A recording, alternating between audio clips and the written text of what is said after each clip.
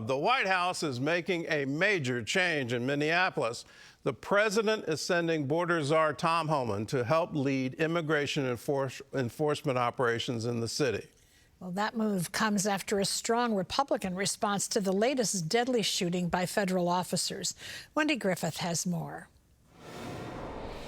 President Trump is shaking up the leadership of immigration enforcement operations in Minnesota after the fatal shooting of 37-year-old Alex Pretti. At least 29 Republican members of Congress are now demanding a full investigation. The Department of Homeland Security now reviewing body camera video showing multiple angles of the shooting. The president sending in his Border Czar Tom Homan, who he says will, quote, report directly to me. And Gregory Bovino, the top Border Patrol agent in charge, reportedly is leaving as soon as today. Mr. Homan is the point person for cooperating with state and local authorities and corresponding with them, again, to achieve this level of cooperation to subdue the chaos on the streets of Minneapolis. The president now facing growing scrutiny within his own party over the administration's handling of the immigration crackdown and response to 2 fatal shootings. Immediately when an incident like this happens, they come out guns blazing that we took out a violent terrorist. Hooray. Escalating the rhetoric doesn't help, and it actually loses credibility. Republican Texas Governor Greg Abbott says the White House needs to recalibrate immigration enforcement tactics to make sure that they are going to be able to remove these people without causing all the kinds of problems and fighting in communities that they are experiencing right now.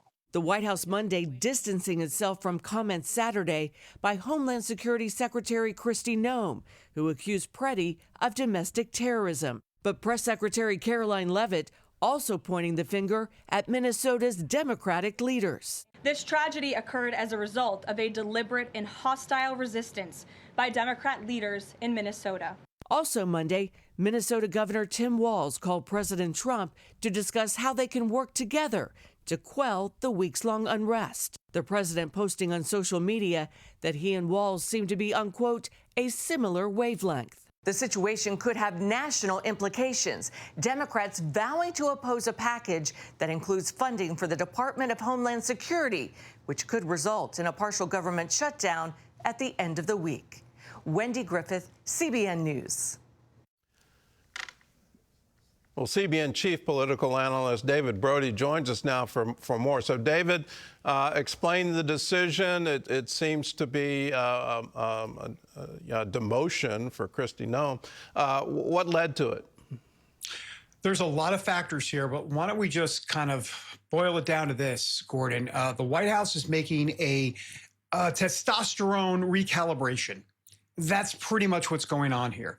They're bringing in Tom Homan, tough guy, by the way, but Tom Homan wants to concentrate more on getting the illegal criminals.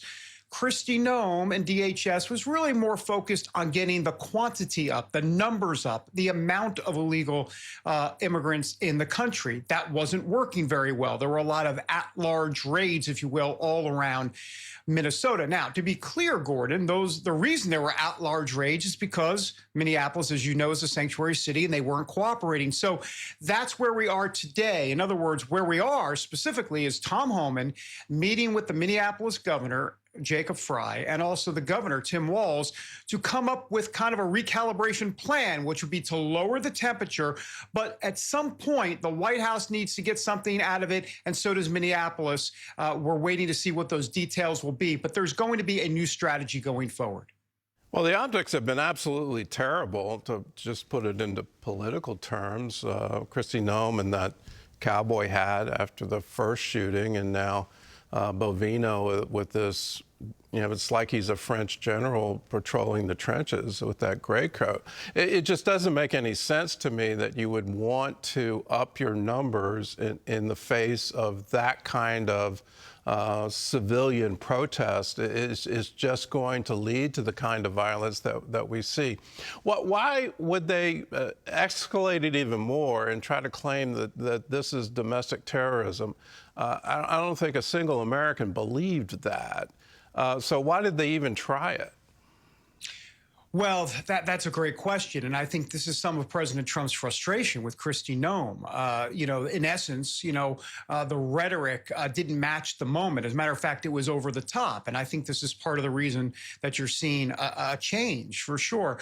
But look, I think everybody gets swept up in the moment. Let's remember, and I'm not defending it at all. But what I am saying here is that let's remember this administration, Gordon, from Stephen Miller and others, has been very hyperbolic, if you will, with the rhetoric coming from this White House to say it's time to do some serious interior crackdown on immigration in this country. So, I mean, if you're Kristi Noem and DHS, you can make the argument, we'll say, look, we're just carrying out what the White House wanted us to do. In other words, let's go, let's get busy.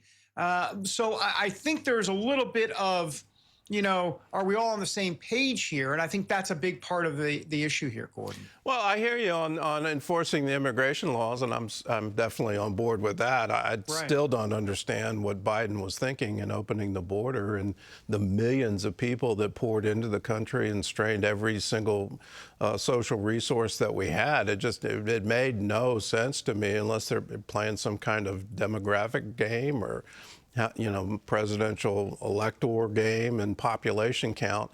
But on the other side of it, having these dragnets with mass soldiers with assault weapons going in mass numbers door to door, it just, no, that's not an America that I think anybody wants. So why was that the tactic? Well, it was the tactic because it came pretty much straight from the top. And when I say straight from the top, not necessarily President Trump, but Stephen Miller and others were saying, look, it's time to get busy. And I think because of that, they took that to mean, let's go. Now, having said that, Gordon, let's remember, and let's put this in proper perspective. They wouldn't have to be going door to door and whack-a-mole through these neighborhoods if the sanctuary city policies were not in effect. But because of that, they couldn't go to the local jails. This is what the administration wanted to begin with. Go to the local jails to say, hand us over your illegal alien or illegal immigrant criminals, and we'll take it from there. But they didn't cooperate. They, as in Minneapolis officials.